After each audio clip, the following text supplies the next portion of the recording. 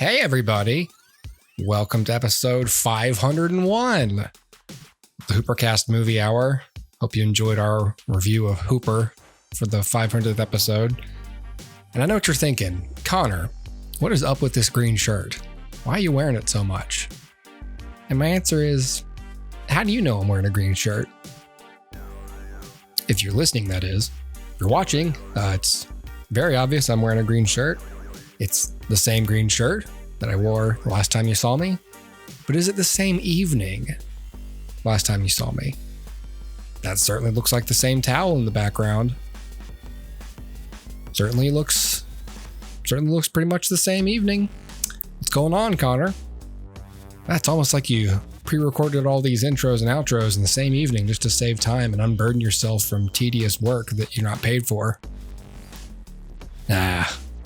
Maybe I just really like this shirt and I wear it often and frequently because I'm obsessed with it because it's new and different. So we got a few things we're talking about in this episode. First off, we've got a review of The Boy and the Heron, which a beloved Miyazaki film by everybody but Dustin. So there's a review of that. And then I decided to talk about Kinds of Kindness and The Favorite, two movies by Yorgos Lanthimos, who directed Poor Things, which I really, really enjoyed. So I talked about those two movies. And, you know, the moral of the story of this episode really is you don't have to watch stuff just because other people say to watch them or because other people say they're great. Everyone's different. And sometimes that means you walk out into a crowd and you're like, hey, I don't really like The Godfather that much. And as long as you have a reason for it, no one can tell you you're stupid. They can just tell you that, in their opinion, you're stupid. But that doesn't make them right. It doesn't make you right either, by the way, but that's what we love about film. It's subjective. It's a subjective art form. So anyways, please enjoy this episode.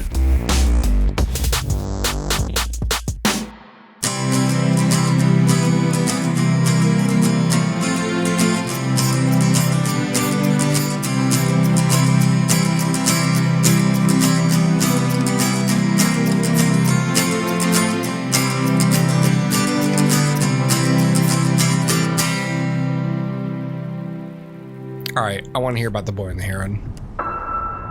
Mahito.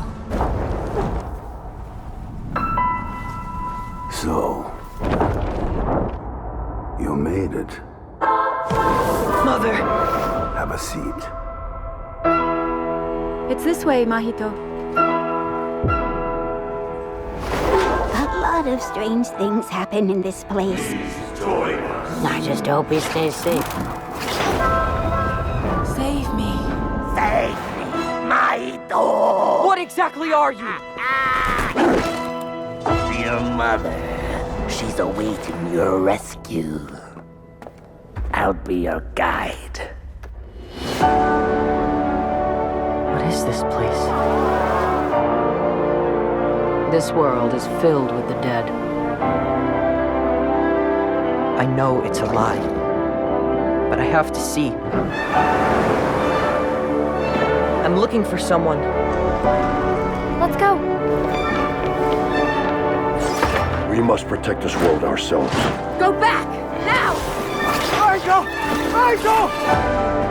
You and I aren't friends or allies, kid. Don't let go, no matter what.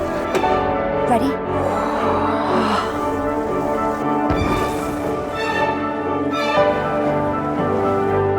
You see this world? There's more work to be done.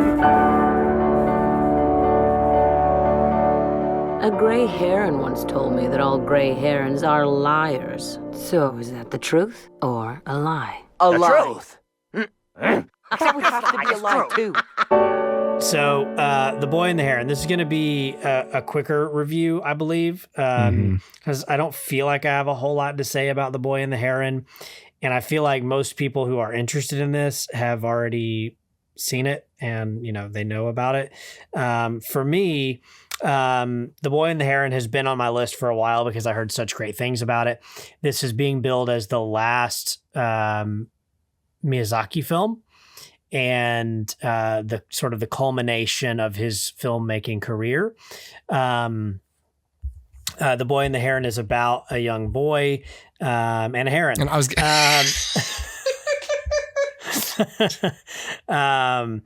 it's about a young boy named Mahito, and after the death of his mother, he and his father move in with his father's new girlfriend, who turns out to be his mom's sister.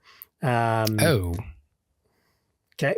way to go, And Dad. so, yep. So they move in, and he finds an old abandoned structure, and the heron that kind of flies around the compound sort of takes an interest in Mahito.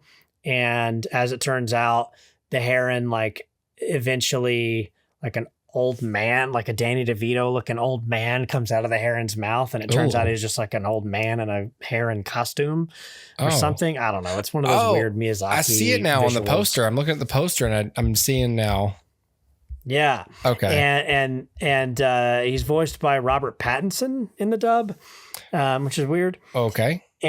Yep. And anyway, so Mahito and the heron venture into this weird fantastical realm where they're told that Mahito's mother may still be alive. And this is the premise. I gave this 1.5 stars. There you go. Remove my film critic card. That's fine. I didn't care for this film. It is a beautifully rendered film. Like, it looks great. It's got that Studio Ghibli, aesthetic that everyone loves. And, it's really high dollar animation. It's great. What's not to like? But for me, the story is what's not to like. I think that the story is not well told at all. I understand it. I understand what it is doing. I don't think it's doing it well. Now, I can chalk part of this up to this is a film made in Japan that does not abide by typical Western storytelling techniques. I can give the film the benefit of the doubt for some of that, right? Like, I'm not going to be receiving this film like the culture in which it was made. I get it. However, there are things that I believe are universal when it comes to storytelling that should happen regardless of what culture you're in order for the story to be effective emotionally, and for it to be important. And Akira Kurosawa, I love his films. They're old. Kurosawa was an old filmmaker, but he told stories that made sense and in many ways felt Western in their sensibilities. The very few Ghibli films that I've seen, I can't relate to story-wise. Yeah. I don't, like, my brain doesn't allow itself to become attached to the characters in the way that these stories are structured. And so I'll give you some examples. In this film particularly, which is what I feel like it's kind of at Miyazaki's worst in terms of this. It is a story that feels like, when a kid is telling you a story and it's like they're making it up on the spot, and it's like the blue heron goes here. Oh, and then he goes over here. Oh, and then he goes there because there's a thing, but you can't touch that thing because then the world would end. And but then they go over here, and so it's a lot of but then they do this, but then they do this, and none of but why do they do it? It's like a very childlike story sensibility of just a whole lot of plot contrivance, and not a whole lot of internal consistency and things that satisfy like serious storytelling hungry adults. Correct. And you have like, I'll give you a specific from the film and in what would essentially be the third act, although the film's not really structured that way. But as we approach the end and as you can feel that climax coming, it's ratcheting up its stakes, right? Like any film should. As this is happening, Mahito encounters a villain that we've not seen prior, not been hinted at prior, and does not seem to fit in at all with the story. And suddenly the next 15 to 20 minutes becomes that character becoming only really mildly antagonistic, but still an obstacle. But it comes out of nowhere and there's no reason given for it. And then, like all in one scene, we're introduced to a character who has a task and tasks Mahito with the task. And this is thematic. This is, it's an old man kind of trying to pass his legacy to a young boy. In many ways, this is Miyazaki worried about his legacy. What this thing that I've built, how is it going to continue without me? And so I understand like the meta-ness of it, but it comes out of nowhere and it's introduced in one scene and finishes its story in the same scene. And it's supposed to be this big moment, but I can't feel it because it came out of nowhere. And in a proper story, I say that with my Western centric view, but in a proper story, you want to lay the groundwork for all of these things early so that by the time they pay off, they have become emotionally resonant. And when you just throw things in there, and there's an old man and the old man wants him to do this. Oh, okay. But why? And why is this the first I'm hearing about it? Yeah. And so it's things like that allow it's completely detaching for me.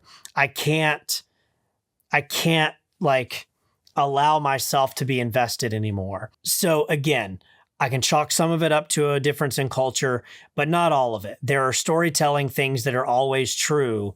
And that's one of them, right? This is just one example. I could give you many more from the film. But that's one example where it feels as if we're making this up as we go. And it's not in a good way. You're not even yes-anding yourself. It's like going to an improv show where they say, okay, we need an occupation. And somebody goes, doctor. And then the scene starts and they go, hi, I'm a garbage man. And you're like, oh, that was different than what the suggestion was, what the prompt was. And then the next guy doesn't yes and it and say, and I am putting my garbage at the end of the street as the truck comes by. Instead, that guy goes, I'm a dog and I am at the pound. And it's like, oh, well, now we're in a completely different territory. And it's disjointed and you're just like whiplashed from moment to moment as the next person just tells a random story. Did you ever do this thing like when you were in elementary school where like the teacher would give a prompt and you'd go around the room and like add on to the story? Like the prompt might be something like, Jim wants to sail around the world. And then, but there's a storm coming. And then he calls on the first person. Okay, Noelle, will you continue that story? Sure. The storm's coming and the storm is, tossing the boat to and fro and they don't know which way they're going. They can't find up and down and left and right anymore. It's a terrible storm. And the next person adds on, yes. And so they throw their anchor down and they try to moor themselves to the shore so that the boat doesn't topple over. Okay. Now they toss it over to the next student, and the next student goes, I went to McDonald's and got a hamburger and fries. And the story loses all momentum. Yeah. Well, what about the store, man? It was a McChicken. It was a McChicken. Also, I have to poop. and you're just like completely, it ruins the thing. And every class had the one guy that would do it, and the teacher would go, hey, back to the point. Come on, Bob, do the thing. And like, but that's how this film feels to me. Yeah. It feels like just when something gets going and you feel like there's a story, he at one point meets a character who appears to be a younger version of a character he knows in his world, in his realm. And supplies are given for the journey, you know, whatever. But then like the story just ends, and there's no why given to like, why does this person look younger? Why are they here? Why do they have the means to help you on your journey? But then like, but even me saying like, I give you something to help you on your journey sounds like a story. Yeah. But it's not even that. It's like literally what happens then is like, oh, thank you for the shovel. And they go up to like Mahito goes to the rooftop, and now there's these little like cute little marshmallow looking creatures, and they start floating to the sky. And the young character that is a young version of the older character he knows comes up and he goes, what are these? And I forget what they're called, but the other character's like, those are the boom booms, and they fly high into the sky until they're born as humans in your world. And then Mahito's like, oh, the boom booms. Yeah, I see. And then like pelicans come and start eating the boom booms. and he's like, no, the pelicans are eating the boom booms. And then I'm like, why is any of this happening? Why is any of this happening? And then like a pelican crash lands, and he's all bloody, and he's like, nah. Oh, and he's voiced by Willem Dafoe. And he's like, oh, yeah. and he's like, what? He's like, Mr. Pelican, why do you eat the boom booms? And the pelican's like, we were cursed long ago to live in this world, Spider-Man, and we, I'm something of a pelican myself. I'm something of a pelican myself. Chaos reigns. Harry tells me you're a pelican, and Harry tells me you used to be a boom boom. Coward. I would eat you if I could. Out am I? I believe and I'm like, near death. Do you have any idea what I've sacrificed? Look at my... But he's like, we were cursed long ago to eat the boom booms in this realm. And he's like, oh, but pelicans are different in my realm. And he's like, kill me. Oh. And then Mahito like kills him with a shovel or something. And then like the scene just ends. Kill me. And you never see the boom booms again. You never see the pelicans again. It doesn't matter. And they saw him go down. They're like, woof, we're out of here. Yeah. Woo. And then it's just like, it's just completely nonsensical, but not even in a fun way. It's in a nonsensical way. Uh-huh. I don't know. It's a personal problem. Like if you love Miyazaki films and you go to this film, you probably will love this movie. And no shade. Like if you love it, great. I'm so glad that you love it. It's a beautiful film. You deserve to love it. I can't emotionally attach to this story because the storytelling rules and I quote unquote rules are being completely disbanded and ignored. And how can I latch on? The whole thing of like, I have to go to the realm to find my mother. That's the inciting incident. It's like, hey, your mother may be alive here. Okay, great. I'm going to go find her. Mm-hmm. and then the storyline's completely abandoned. There is a moment like midway of the film where he finds he finds so the new mom, the sister, goes missing as well, and he finds her and calls her mom for the first time, and it's some big moment like, oh, maybe that's the point, is like your mom's alive because your stepmom's there.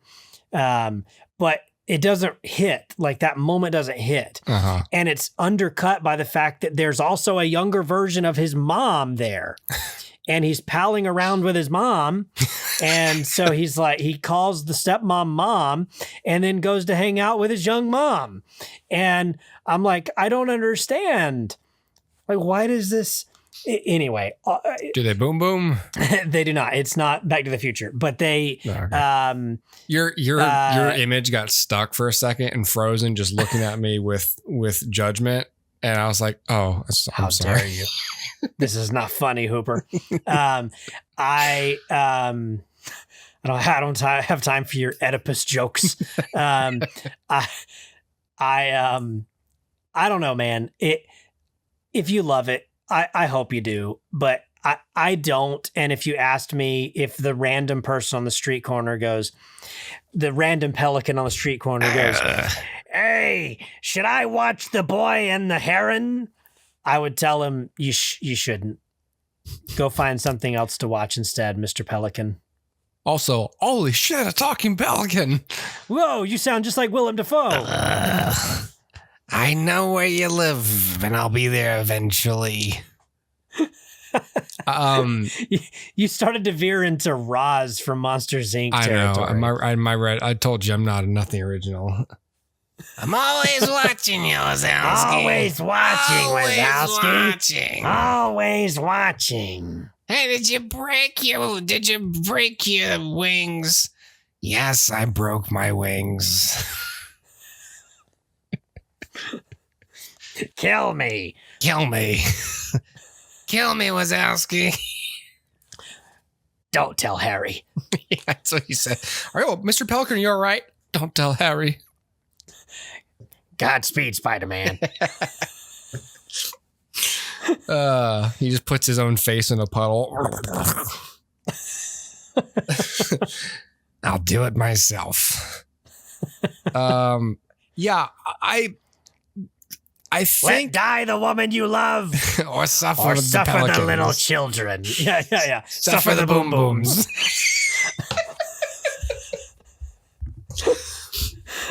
You know, I think what's to be gleaned from this is it's okay not to like things that a lot of other people like. You know, like you don't like a movie, you're not missing something profound. You know, Yeah. Sometimes it's just that a movie, no matter how artistic or pretentious or, you know, high concept something can be, in the end, you have to connect to it or it doesn't mean anything to you. And it's art. Yeah. You're allowed to interpret it differently than a critic or, you know, the director or anybody. Yeah. And I think that a large appeal of Miyazaki films seems to be the same thing that draws people to like ASMR. You just nice atmosphere, you know, Sure. or it's something like that. But like, I've had a hard time connecting to Miyazaki films as well, because it's just not, it's different if like, you know, you know, grew up in with the films, or maybe you know, your childhood was overseas, or but like if you're me and you're just approaching them from the outside as an adult, you know, it really takes movies that work on multiple levels for me to become a fan of them without any nostalgia attached. And that sort of tells me that the strength of the films is nostalgia and uncomplicated childhood imprinted memories and, you know, atmosphere and production design, which are not nothing, but they're not like, it's not like I watch a movie and go, well, that sounded cool. It's a masterpiece. You know, I say, what a great story and great directing and all the other shit. And those things make it a masterpiece, but the reason I even like it and sat through it was because I connected to characters and I liked the story and I understood what was going on and it made sense to my grown-up brain. I mean, here's the thing. And like, okay, I don't know, like this sounds inherently uninterested in art, and that's not what I mean. But like, if the point of watching a film is just to see beautiful animation, there are plenty of things that I can do to look at beauty, plenty of beautiful things I can see that don't require this amount of frustration. And that's what I would rather do. So if I wanted to, like, I could go look at a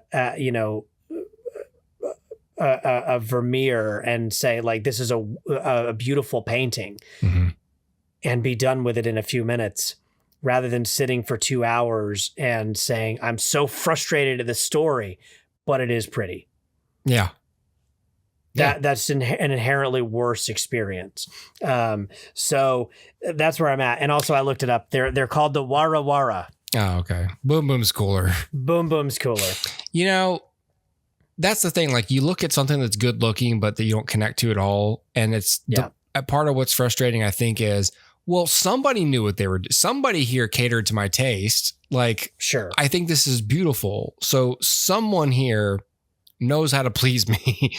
And just not in the ways that almost matter. It's like, I don't know. It's like someone speaking your love language like once a week. Yeah. Right. Like, but you know how to wait. Yeah. Right. What's different about Wednesday? Right. Why Wednesday? Why? Anyway. Yeah. Well, but yes, it's true. And, I think that's where I land. Like, you're right. Like, art is subjective. Your mileage will vary. We say it all the time.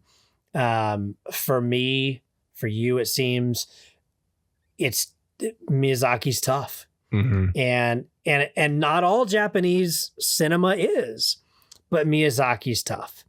And I can fully admit when something's beautiful, but at the same time can criticize and say, I'd rather not spend time looking at beauty while also being distracted by the things that don't work.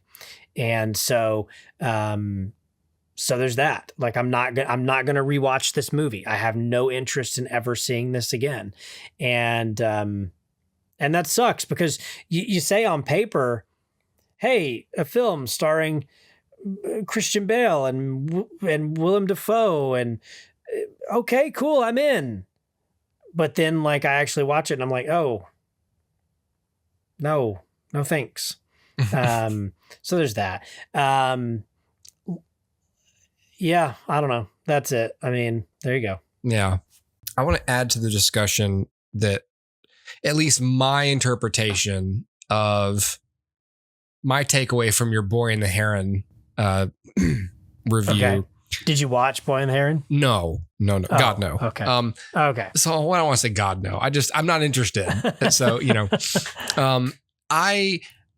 so when you were talking about the Boy and the Heron, I may have said, but I was certainly thinking, like, it's okay not to like things that other people like, and other people being like so-called smart people, like artistic people,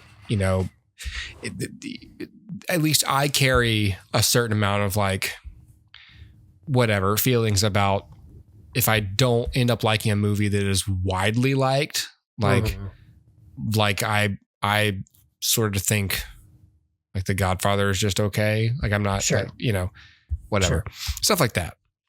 And I got that feeling a little bit this weekend. So I was going to sit down and watch Kinds of Kindness. Okay. The Yorgos Lanthimos film. Yep. And I sat down to watch it, and it was starting to play. And so I was just kind of getting myself caught up on a couple things over on the other screen. And I just decided I wasn't going to watch it. I was like 2 minutes in and I was like, I'm going to turn this off. And it wasn't anything in the movie necessarily. But it was just, I just realized I didn't want to watch it and that I didn't have to watch it. And no one was making me watch it. And no one cared if I didn't watch it. Yeah, sure. And I was just like, well, then why am I watching it? And I'm over here looking and the popcorn meter. By the way, the audience score on Rotten Tomatoes is called the popcorn meter now. Yep. Popcorn meter is at 59%. Okay. So I was like, okay, so this isn't like it's a crowd favorite, although it's not that kind of movie, but like I sort of care with a movie like this. And then the word I kept seeing around like what the movie is, and it's like, oh, it's like a triptych, it's like a fable, it's like multiple storylines kind of thing, or like vignettes. And I was like, oh, okay, cool. I don't like vignette movies. Right. Sure. Yeah. I'm not interested in vignettes. Yeah. I wasn't really into The Ballad of Buster Scruggs, even though many aspects of that movie were well done. Yeah. I feel like they're a waste of my time. I can't latch on to that. Sure. And then there was the length. The movie is 2 hours and 44 minutes long. Oof. And so it's like, okay, it's Sunday night. I was getting started late anyways. So it was like 8:30 and I was like, I don't want to be up past 11:30 watching something that I just am by the minute less excited about. Sure. And especially if it's vignettes. Like I understand if we're watching like Lord of the Rings, like there's characters I want to see through something. Yeah. But it's like, oh, okay, so I'm going to watch characters that are going to do a thing and then the thing is going to end. And I got to get reestablished again, like, 3 or 4 times over the course of 3 hours. Yeah. So I was like, so I'm sorry to everyone involved because I feel like I'm not allowed to just say I don't want to watch something. Yeah. It's kind of like when they say like, hey, no is a complete sentence. Like you can just say no. You don't have to explain yourself to people if you don't want to do something. But I feel like I have to explain to people, especially like as like a so-called like movie snob that people think I am. Like, oh, what's your problem? It's like, the problem is I'm not interested. Like, don't you ever not watch things you don't want to watch? Like, why can't I do the same thing? Why do I have to watch everything? Yeah, I don't. It's just, it was too much time for a pace and a structure that historically I dislike. And I just tend to not go well with. And so I was just like, I don't want to use the phrase, I know I'm not going to enjoy it because I don't believe that that's a good excuse to not do anything. Yeah. But I sat here and thought, I know I don't want to watch this right now. And I've been putting it off for weeks because I haven't wanted to watch it other times. So I probably just don't want to watch it. Yeah. And I just feel like I have to, and that sucks. So I was like, I'm not going to watch it. Yep. So I tried to watch The Favorite. Also Yorgos Lanthimos. Yeah. So I got a Blu-ray of this from the library. And so this is the 2018 film with Olivia Colman and Rachel Weisz and Emma Stone about Queen Anne and these two women in her court who are kind of vying to be like her favorite. Yeah. The titular favorite. I didn't finish this movie. I watched like 75 minutes of it. I watched like most of it. I didn't finish it. And it's not because the performances weren't good, because they are. It's not because the story wasn't interesting. It is, sure. It's because I was tired. And along the same, it just happens to also be, I don't want to pick on Yorgos Lanthimos. I'm not picking on him. It happened to be these two movies in the same weekend. It's just as wrong as I may end up being about the movie, I just felt like I knew where it was going and I didn't care to see it conclude. The movie's about these two women trying to curry favor with the queen. And after a couple of like sabotages, I was just like, oh, that's just what the movie's going to be until it ends. It's just going to be, now your turn. Now it's your turn to sabotage. Now it's your turn to sabotage. And so I was just like, okay, I'm sleepy. I feel like I know where this is going. I keep getting interrupted because my kids are throwing up. And I was like, okay, it's not. And again, like I told myself, I'll at least watch to the midpoint. And it was fine. It was just like, it was just another one of those things where I was in that kind of space where I was like, I don't have to finish this movie. There's no reason I have to. Yep. And again, no one cares if I watch this. And all I can tell you is I stopped watching the film because I felt like there were no surprises left. Right. I just felt like I'd seen it before.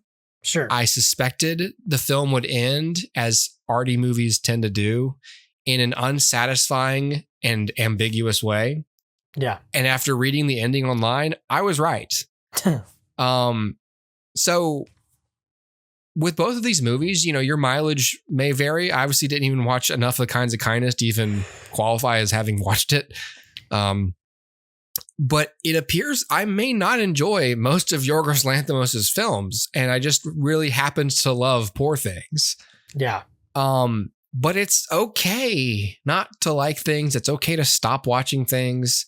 I've been hearing lately, like people saying like, you know, it's okay to not finish a book you don't like. Like, why would you waste your time?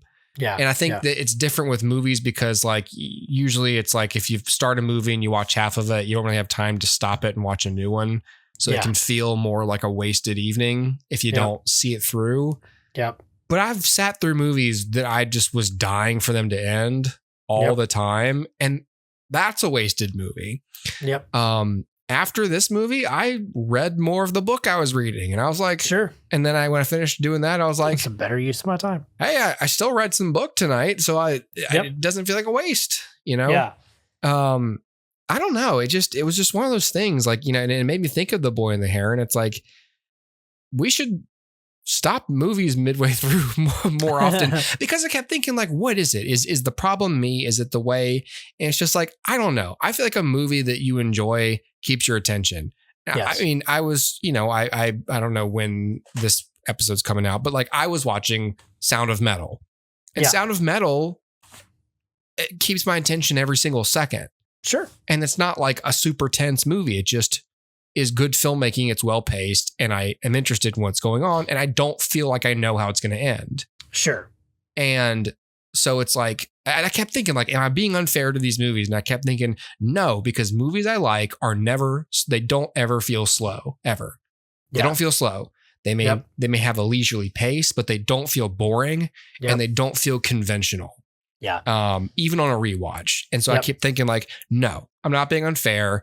In fact, I'm being fair to Sound of Metal and to Lord of the Rings and to Zodiac. I'm being fair to the movies I like by telling them, you know what? I'm going to show you how much you guys matter to me. I'm going to stop this movie after the midpoint to prove my love and fealty to the movies I love.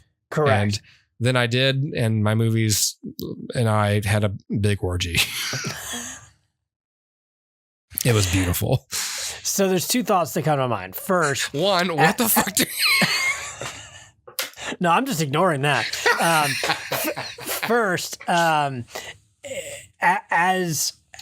as people of our current age and as dads and people with other responsibilities, time is more valuable now than it was when we were 19. Yep. And so there is an expectation that when I enter into an agreement with a film that I will watch you, that you will entertain me. If you fail to do so, then you're not upholding your end of the bargain. You're fucking out. You're done. Well, and then the second thing is, so anytime you submit, you know, a screenplay or a film to a festival, right? Let's just use that as an example. Or an agency or whatever the case may be, they know within pages if they're going to continue reading that script, if they're going to pass it along or if they're going to toss it in the trash. That is a very quick process. And that comes because over time, those people have read so many scripts, they now know what it is that makes a good one and what makes a bad one and how to spot that within the first few pages of the script. Well, and to be fair also to books, like I was saying, like books are not under that same pressure as screenplays and films are because there's just a different momentum and pace to even though people may assume it's the same, like you're reading, they're both reading, like what's the difference? Like visual language you have to picture stuff. You have to have action that's going, that's established, that's moving. And with a book, you can kind of take your time in the beginning, and people don't expect to, no one expects for a book to hold start to finish for 2 hours the way a film is supposed to. A film should move somewhat quicker than a book does. And because man, I hate to say, reading a book engages your brain in different ways. The dopamine you get from reading is fundamentally different than what you get from watching something, because it's an active versus passive activity. Yep. So that's why the pressure, that's why screenplays are under so much more pressure, is because you have to show people all this stuff, and it has to be like exciting. And it's a different art form, and we judge and experience art forms differently from other art forms. Yep. And so books are inherently different from films, which are inherently different from a sculpture, right? Like they're all very different, and you approach them differently. But you and I now have seen enough films to recognize in minutes whether or not this is a film that I have an interest in. Yep. And so we're at a point where you combine you ever watch, if you like watching a movie with your son, and then after 5 minutes you're like, oh God damn it. Well, right. You're just like, oh, I'm out. I'm stuck here. Right. But at the same time, that it's a good thing, because it can save you a lot of time. Like the amount of time I wasted as, a young adult watching films that I knew I did not like, just because I had some like notion that it made me like cultured special or something, or smart or cultured by having seen it. And I'm like, but it doesn't. It doesn't mean anything. Yeah. Yeah. If I don't like it, I don't like it. And you do recognize it quickly. You can recognize usually, hey, in one bite of this meal, whether or not you think it's worth finishing. Usually you don't have to take and eat like 3/4 of the dish before you're like, I don't like this, I'm going to stop. You usually know very quickly. And it's the same thing with a film. We're at a point where we've seen enough of them, and our time is valuable. So we're not going to invest time in something that we think will betray us. And that's the other thing. We've been betrayed a lot. So, we often use, just like in our circle of friends, like Lost as an example on TV of like when we got betrayed by a show. But it extends to film too. We've all gone to see a film based on a trailer, and the film is terrible and nothing like the trailer, and we're stuck wondering like, why did I watch this? What was the point of it? And so there's that. I also am at a point where the majority of the films that I watch solo. And because of that, there's no communal enjoyment of the bad film or the film that's just so. Like, well, if you and I were in person together watching a film, any of these films that we walked out on, there's a good chance that we would have stayed, because we would at least entertain each other. We would at least talk. We'd at least be cracking jokes during it or something, right? Or openly talking about the narrative. Because that's what we want. Like at the end of the day, when we put in a film, we want to be entertained, and we want to be like to be swept away and have like some decompression from our life. That's the whole point of it. And so if suddenly we don't feel that we're entertained or decompressed, then it's not worth it. And I watched a movie recently. It's a film called Linoleum. It's on Hulu. I watched maybe half of it and just stopped. Yeah. And it's not a bad movie. Yeah. I just realized I didn't actually have interest in it. Didn't care. It's like a sci-fi-ish film about that stars Jim Gaffigan and Ray Seahorn. And I'm like, I love Ray Seahorn. I'm going to watch this. And then like very quickly I realized like, she's actually not going to factor in this very much. Or if she does, I'm going to have to wait 2 hours to get to it. Yeah. And so I'm just done. And I'm just not going to do that anymore. Recently I watched Unfrosted. This was, I guess, back in May. It was the Jerry Seinfeld Pop-Tart movie. I finished that thing, but that was a slog. And And I remember several points just saying, like, I'm done. Like, I don't need to watch this anymore. And the only reason I kept going was because I kept thinking, oh, this might make a funny podcast if I have more stories to tell from it. Yeah. And so in that way, I'm like making up a reason to entertain myself. Yeah. It's a little bit like, you know, you go out onto a basketball court, but you don't have anybody to play with. So you just make up your own game. You know, this is offering me nothing, so I'm going to do my own thing. It's interesting, and I wonder if that does like sort of suggest like that's one thing like anyone listening to this show needs to keep in mind is that like we are two people who are watching movies by ourselves.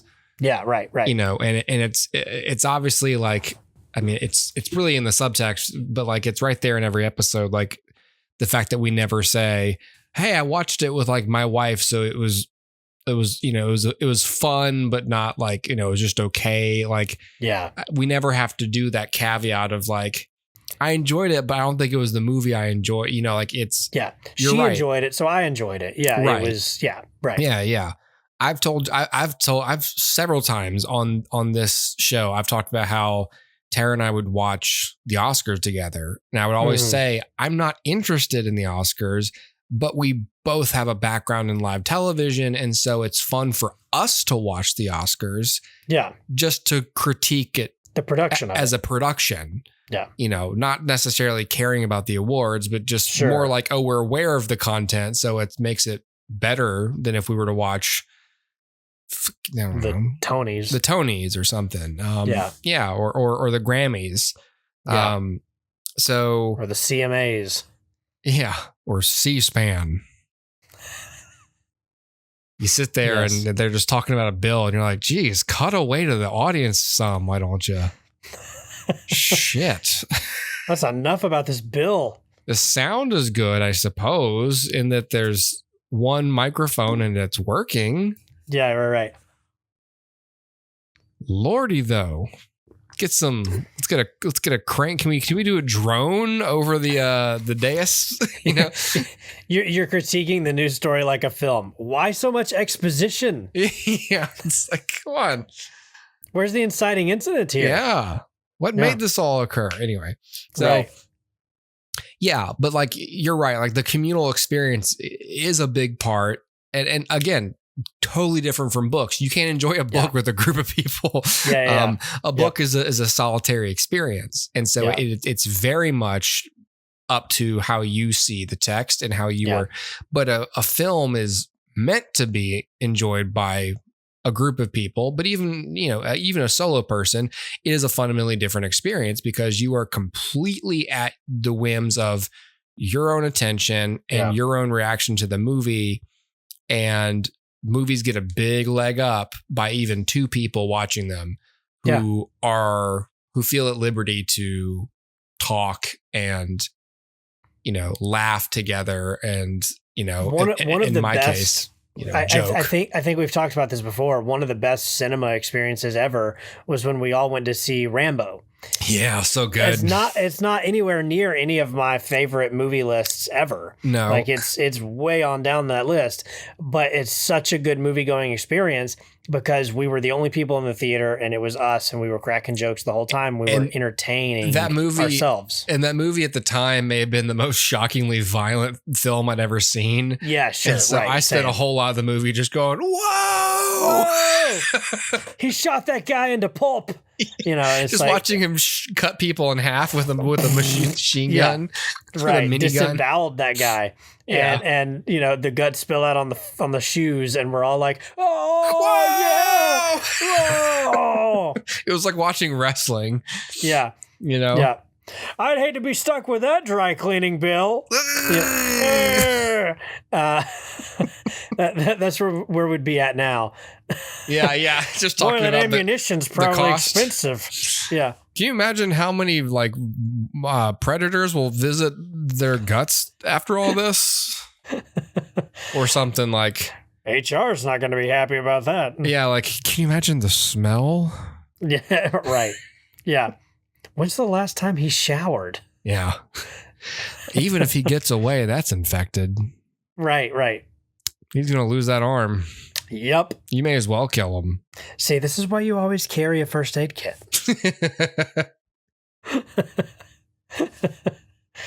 Oh, he should have reloaded. Well, I bet he's hungry about now. I would be hungry. that I do think about that, like in like in gunfights or in like stuff that occurs in villages and stuff. Like after a while, you go like, where do they keep their food? Like I think when I watch, I've seen Lord of the Rings so many times. So like there are times like they're walking through the mountains. I'm like, where's their food? Like I'm sitting there like, yeah. Is it in those bags? Right. You know, you just sort of, you have to accept that like they're carrying backpacks, they got stuff. But like, even reading the books, I was like, I'm sorry. I just feel like, have you ever gone camping or gone to like go to the beach for a day? Yeah. How much shit you have to carry just to eat a single meal?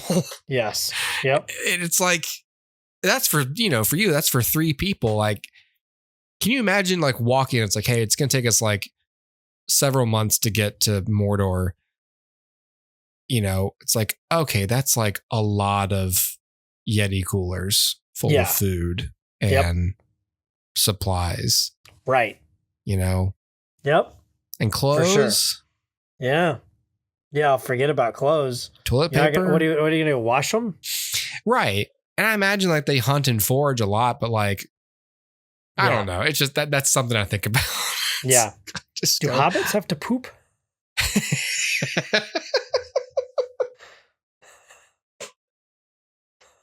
Well, do they have to wipe? I mean, you see how hairy their feet are, right? Yes. I see where you're going. Think about them butt cracks. That's the real crack of doom. I thought you were going to say they wipe their butts with their feet, with their hairy feet. No, they can't reach their feet up there. That's ludicrous, Dustin. Oh, okay, sorry. I'm thinking more about like the mess. Oh, right. Yeah, sure. It's like, you ever have to cut it off of a dog? Yeah. They have to do that with their everything. Their hobbit cracks. Yep. So they don't carry TP, but they got a lot of scissors.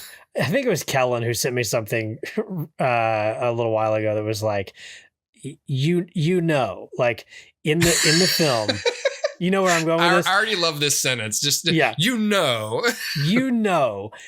that as the audience, camera placement was a big deal.